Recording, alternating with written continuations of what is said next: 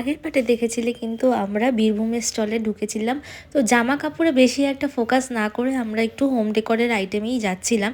এখান থেকে কিন্তু আমরা একটা আইটেম এনেছি, এটা হুগলি জেলার সমস্ত কিন্তু ওয়াল হ্যাঙ্গিং কিন্তু ওনারা ব্যান্ডেল থেকে এসেছিলেন।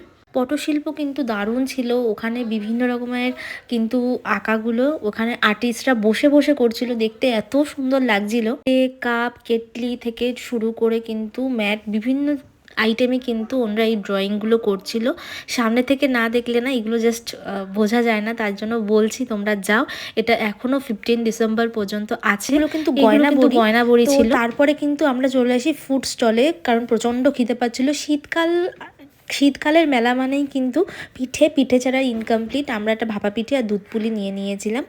তারপর কিন্তু বকখালি স্টল থেকে আমরা ফিশ ফ্রাই আর কচুরি আলুর দম নিয়ে নিয়েছিলাম। তারপরে একটু টি ব্রেক নিয়ে কিন্তু আমরা বাড়ির দিকে চলে আসি, কারণ অনেকটাই রাত হয়ে গেছিলো। আশা করি তোমাদের ভিডিওটা খুব ভালো লাগলে লাইক আর ফলো করে দিও। বাই।